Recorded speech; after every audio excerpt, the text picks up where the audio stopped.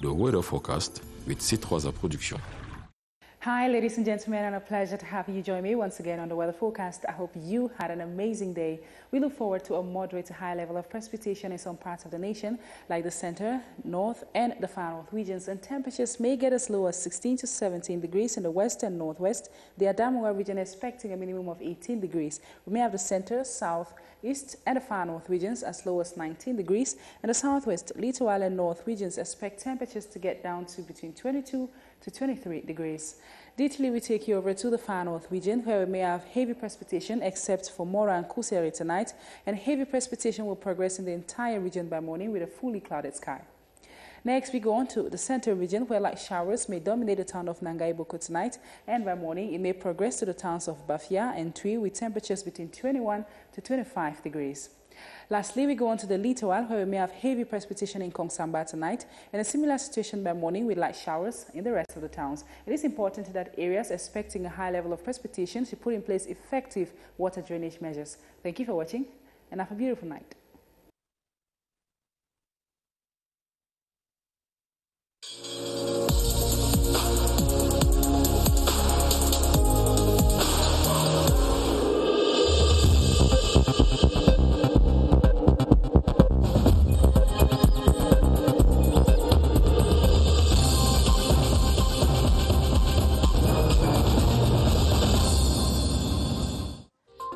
Government assesses actions for the safe return of pupils and students for the new school year. COVID-19 protection measures are reviewed by Prime Minister Joseph John Gote and Education Ministers for effective ousting of the novel coronavirus in the school milieu. Administrative authorities and the educational community in the Northwest region, in the face of security and health threats, strive to beat the fear factor and ensure the respect of children's rights to education is given value. Web television and online platforms have gradually shoved aside the traditional media as the population is exposed to a wide range of information and entertainment content with a single click. The 7:30 News tonight investigates on this emerging phenomenon that needs regulation. Good evening and thanks for joining us. As you must have corrected, we had errors on the catchphrases of our headlines. Thanks for joining us.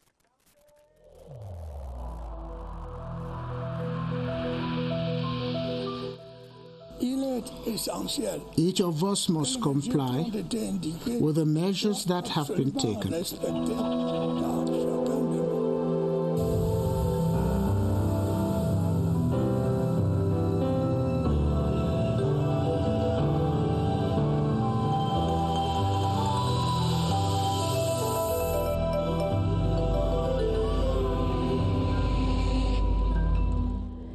Once again, you're welcome to the 7:30 News. The cabinet meeting of the month of September has focused on the safety and security of some 11 million pupils and students who will be part of the 2020-2021 school year. Presided over by the Prime Minister Joseph John Gote through video conferencing, the three ministers of the education sector gave a rundown of measures to minimize the risk of an upsurge of COVID-19 infections in the country. Star Building correspondent Christian Chair Atam reports. The cabinet meeting for the month of September had one main point of focus: evaluating the impact of COVID-19 on the resumption of schools for the 2020-2021 campaign. The Minister of Higher Education said his department will continue applying barrier measures adopted since June, when the 470,000 students resume on October 15. We have taken efficient measures, and the universities are already private, international, and public universities. Secondary Education Minister Pauline Nalova-Lyonga said classes with over 50 students will be split to enable some attend in the morning and others in the afternoon. She said her department will also focus on virtual learning. For the primary level, with 6 million learners expected to resume on the 5th, sanitation and barrier measures are also in place. We will have to strengthen all the barrier measures, material we need for washing their hands, for covering their nose, and to disinfect school. It was revealed during the cabinet meeting that Cameroon has so far recorded 20,712 positive cases of COVID-19 with a recovery rate of 94%. Prime Minister Joseph John Gute has instructed the ministers of the education sector to meticulously apply all measures in order to prevent an outburst of COVID-19 clusters in schools around the country. With classes expected to resume throughout the national territory on October 5, parents and guardians are actively involved in stemming the coronavirus. Besides purchasing face masks and hydroalcoholic gels, most parents are engaged in discussions with their offspring on how they can stay protected while at school. Cynthia Saptala spoke to a few parents on the COVID-19 precautions taken. Here's a report. Back to school this time around may require recycling last year's school items. With income-generating activities affected by the ongoing pandemic, parents see the preparations have been challenging. It has really affected us because we have been down. Business too has not been really moving well. We know that it is a challenging situation. But more concerning is how to avoid the virus while in school.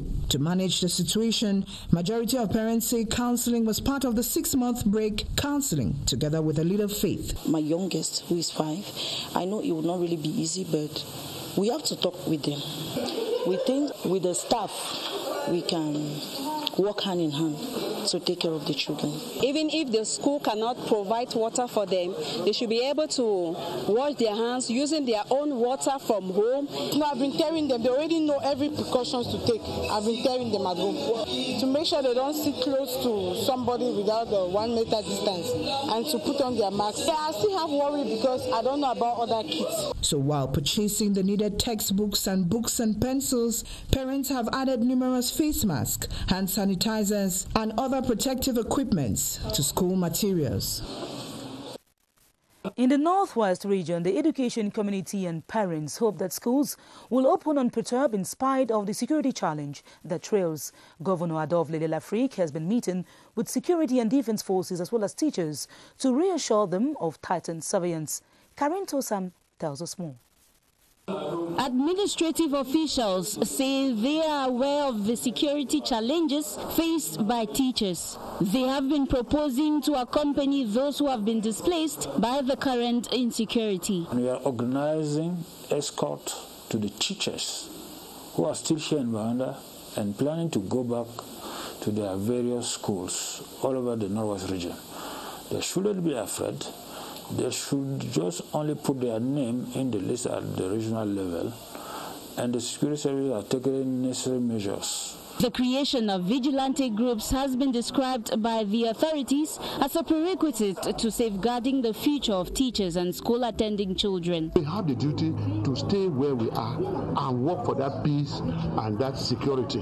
Every quarter of every village have to meet and designate people who will ensure a strict surveillance, a strict control of the security, not only of the people but of the teachers in that their quarter.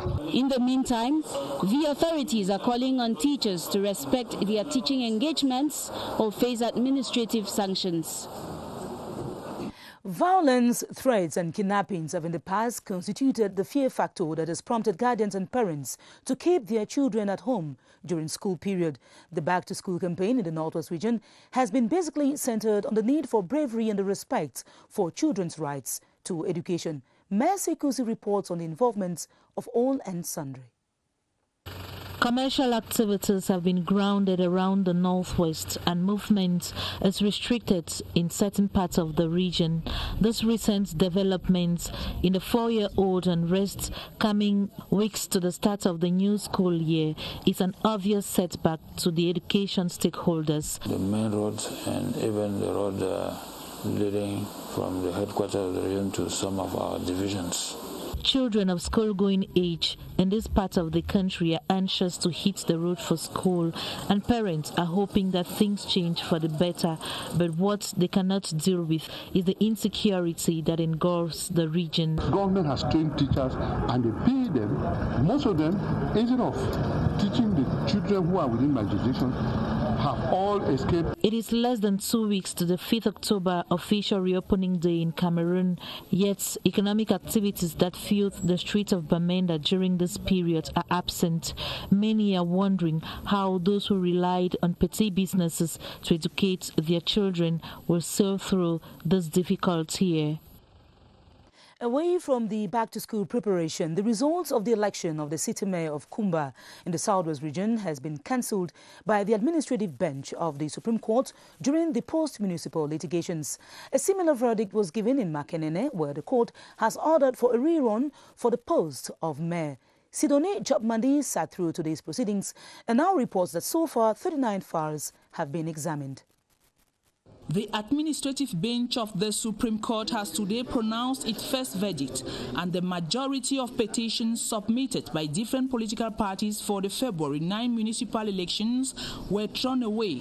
The petitions that we brought from the northwest and the southwest regions, they were all dismissed. The judges know better than us. We brought our arguments, and the court decided this is the last resort. We don't have anywhere to go again. Less than 40 files were declared unfounded and dismissed by the examining judge of the administrative bench of the Supreme Court, except those of the Kumba constituency as well as the Makenene constituency, where judges of the administrative bench of the Supreme Court call for the rerun of elections of city mayors and councillors, respectively. The Supreme Court has just delivered a ruling or a judgment in which it has quashed the decision of the Southwest Administrative Court and asking for a rerun of the elections in Kumba, which means that they have 30 days as per the law to go in for re-elections. The hearings are still ongoing at the Supreme Court,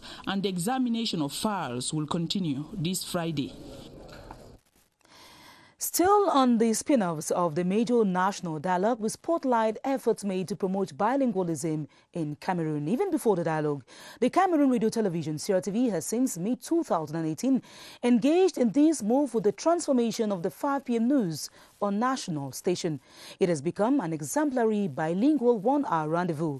The 5 to 6 p.m. newscast and its specificities are shown in this report with Gilbert Ongene. Welcome to join us. This newscast is fast becoming one of the most listened to across the country and beyond. The 5 to 6 p.m. is a newscast that was introduced by management to answer the worries those who speak the English language. The first steps of this newborn to the news department of the national radio were not, however, on a bed of roses. It all started here. And like this. Madame Sophie Koto, let me know that the news will last 1 hour and will become bilingual. Later on, she told me that it was a head of state instruction. Cameroon is through the 5 to 6 p.m. building a bedrock on which the future of this country will rest. The newscast is a clear indication that the diversity of the country is and will always be the springboard to leapfrog Cameroon to a higher level rather than being a source of division or discord for its citizens. We now take you to the littoral region, where the president of the Cameroon Chamber of Commerce, Mines and Crafts, Christopher Ken, has been commissioned into office. He was installed today by the Minister of Mines, Industries and Technological Development, Gabriel Dondoke. He was tasked to work towards the emergence of the chamber and to boost its contribution to domestic growth. Roslyn Fosa has the details. He has been at the helm of the Cameroon Chamber of Commerce, Industries, Mines and Crafts since 2008. Christopher Ken is stepping into another mandate marked by socio-economic crisis, which Cameroon has been witnessing since 2015. This explains why the growth rate of the country moved from about 7% in 2015 to 3% in 2019. The Minister of Mines, Industries and Technological Development, while installing the president, recommended that he should be the pillar and solution provider to all the worries of professionals of Cameroon's economic landscape. Given the economic challenges the country has been facing since the start of the crisis in the English-speaking parts of the country, coupled with the coronavirus pandemic, the president, which is going in for his 4th mandate, says his major task will be to revive the economic landscape of Cameroon. More than 80% of the business company are affected. What we are going to do is to help and supervise many companies. The event that paved the way to the first plenary assembly of the Chamber of Commerce for the 2020-2023 mandate to last 2 days, we witnessed the election of other bureau members of CIMA. In less than 24 hours, the curtains will be drawn on the 9th edition of the Government Action Fair at the Multipurpose Sports Complex in Yaoundé. Over 150 exhibitors from public administrations and private enterprises had high-profile visitors gathered up by their office. Lou Muslim Davies profiles some of them and what their expectations are.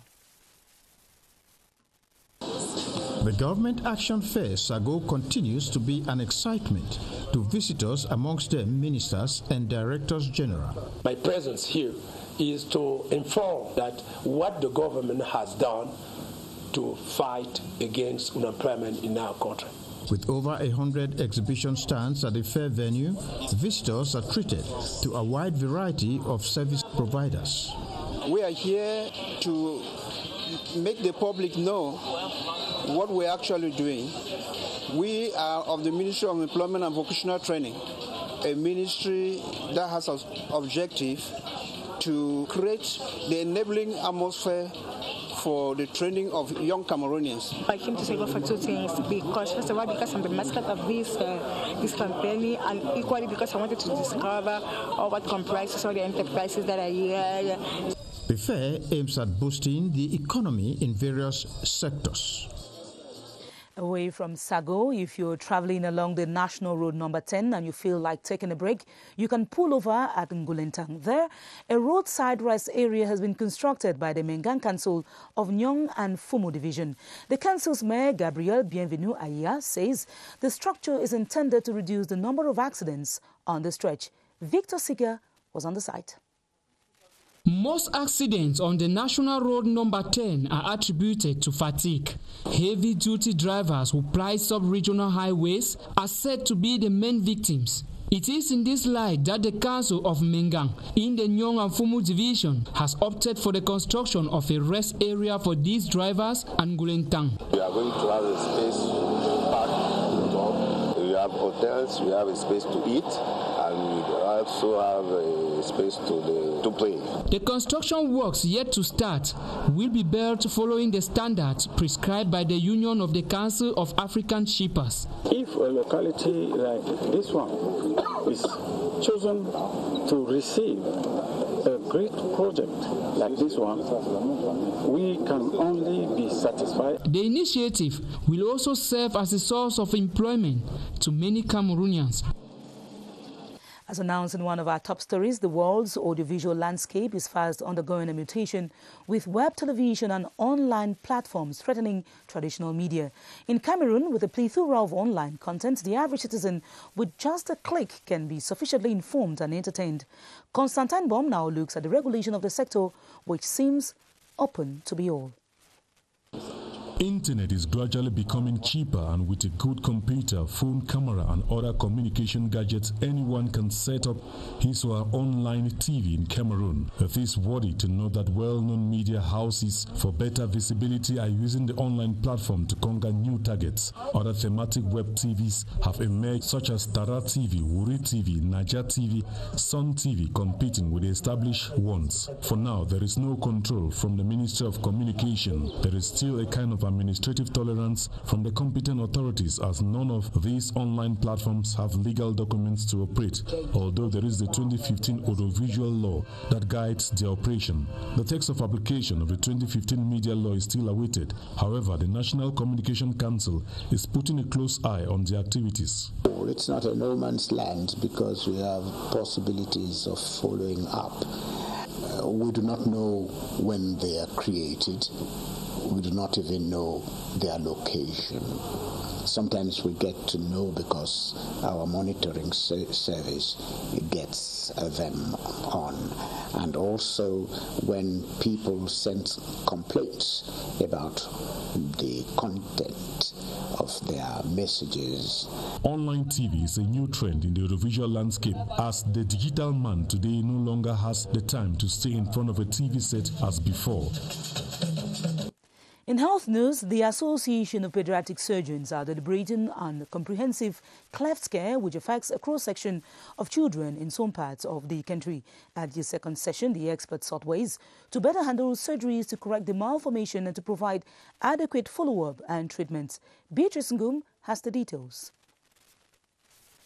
Children were born with a congenital malformation known as a cleft lip. Yet, a cleft lip, like other malformations in children from 0 to 15 years, can be taken care of. There are surgeons who have specialized on this. They are called pediatric surgeons. Cleft palate is about those children who are born with separated lips, so they have problems in swallowing, in eating. This second outing of specialists and all who intervene on the children during their surgery is to brainstorm on how to optimize the management of children with cleft lip. Cleft lip and palate being a rampant disease in our community, this team has been working tirelessly to give a smile to children born with such malformations.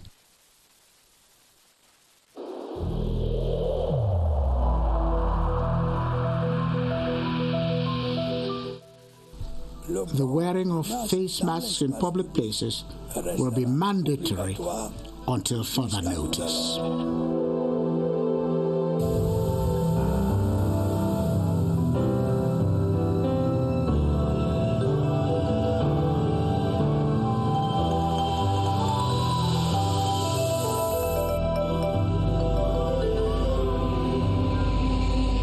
It is 7:50 p.m. and on COVID-19 updates, we talk about a vulnerable group of persons. They are either former or current sufferers of hepatitis. Medics say this category of patients must be conscious that they are at high risk of developing COVID-19 complications. Baldwin Sama is at the Public Health Emergency Operations Center and his guest is Dr. Maurice Mbela. Tell us, Baldwin, you also have the recent figures of COVID-19 infections, which stand at 20,712.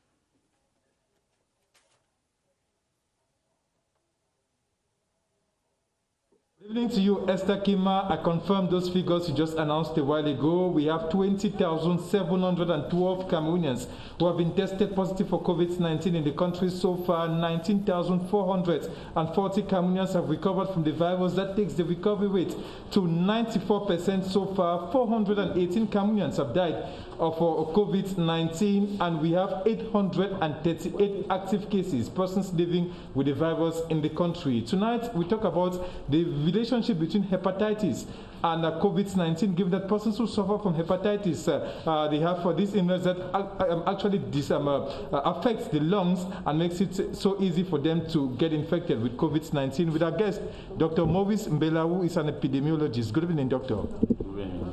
What's the relationship between hepatitis and COVID-19?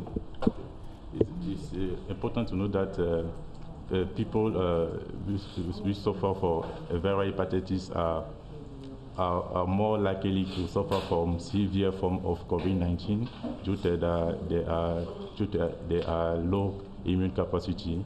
And in addition, people, a certain group at risk of viral hepatitis are also at risk of for COVID-19, such as pregnant women, elder people, health personnel. Therefore, it is important for these people in particular to know, and the population in general to know the status with infection to rapid and effective management. Very briefly, doctor, what do these persons who suffer from hepatitis need to know in terms of protective measures against COVID-19? In addition to strict compliance of barrier measures, people suffer for viral hepatitis.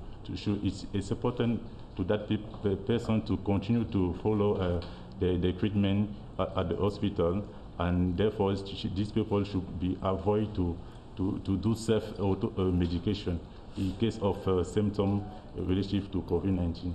Thank you so much, Dr. Maurice Bella, for being a guest this evening. To remind our viewers that 20,712 Cameroonians have been tested positive for COVID-19. 19,440 persons have recovered, with a recovery rate that stands at 94%. So far, 418 Cameroonians have died of COVID-19, with 838 persons. Active cases still available in the society. Back to you, Esther Kima. Thanks, Baldwin Sama, for those updates. If you have a weak immune system, what you simply have to do is to have steady treatment and also respect the preventive measures. Mfundi Division is mourning its senior administrative officer, Jean-Claude Tiller. The 64-year-old, level-headed and rigorous bureaucrat was coffin today at the mortuary of the General Hospital in Yaoundé. A requiem mass was later celebrated at the Our Lady of Victory Cathedral by the Metropolitan Archbishop of Yaoundé, His Grace Jean Barga, in the presence of Governor Nasere Paul Biya. Ebune Ekane tells us more. It was a gloomy atmosphere at the Yaoundé General Hospital where members of government, colleagues as well as family members and friends converged to pay their last tributes to the late SDO from Fundi, Jean-Claude Ntila. During the ceremony, the men of God all prayed for the peaceful repose of his soul. During a requiem mass at the Our Lady of Victory Cathedral officiated by the Metropolitan Archbishop of Yaoundé, His Lordship Jean Barga, the deceased was described as an exemplary statesman. I'm very sad, and the senior divisional officer of the Fundi division was a coach for me and a brother who inspired me. The presence of the governor of the Central Region, Nasere Paul Biya, special representative of the head of state, speaks volumes of his loyal services rendered to the country. Besides serving as SDO from Fundi for the past 10 years, the seasoned civil administrator, Jean-Claude Ntila, aged 64, was also a traditional ruler.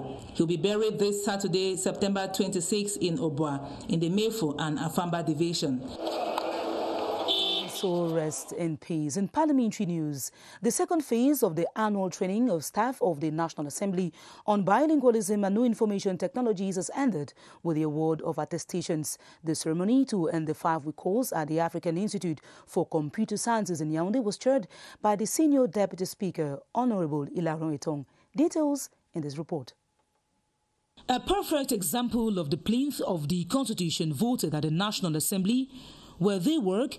These personnel stand bilingual, given English and French equal value.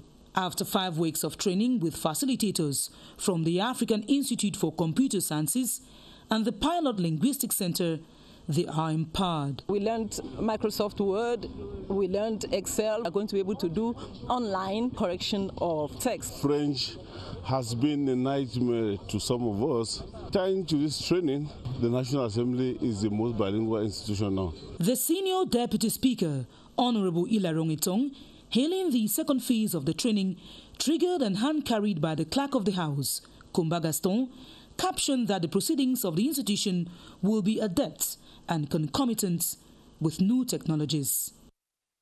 In politics, sympathizers of the Cameroon People's Democratic Movement in Nyong and Fumo Division have staged a peaceful march in the streets of Ayos and Akonolinga. It was organized by the mayors of Ayos and Akonolinga, and the paraders expressed their support to the national president, Paul Biya, and decried the destabilization of state institutions. Beatrice Ngum was there, now reports for the 7:30 News.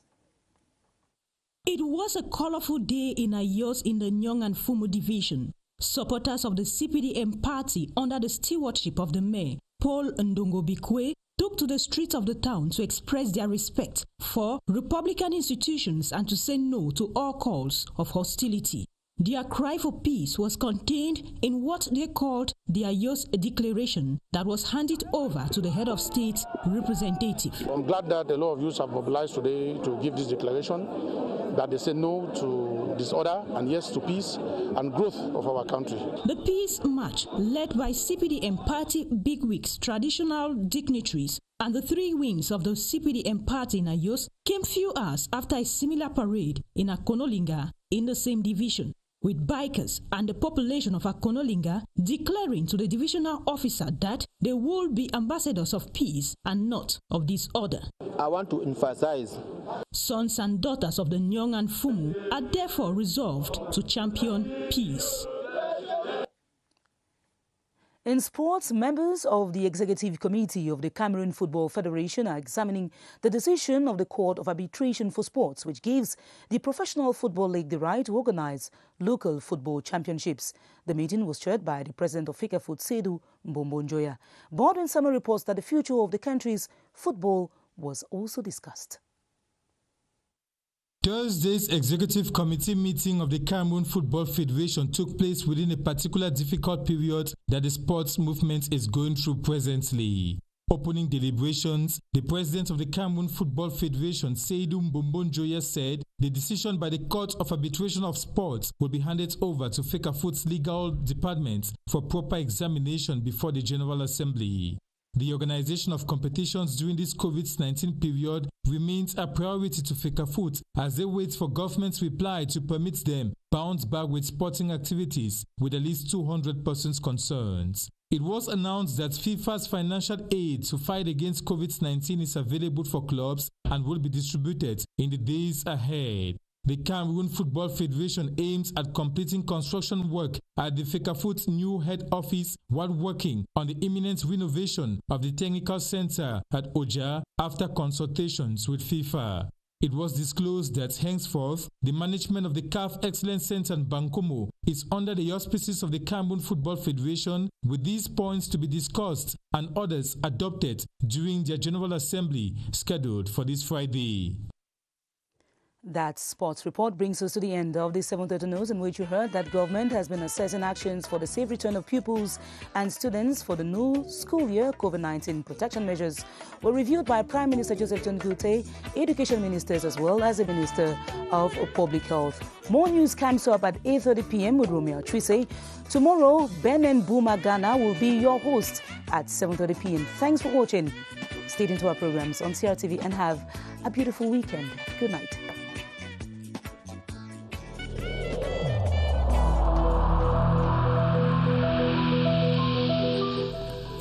In this connection, we should avoid stigmatizing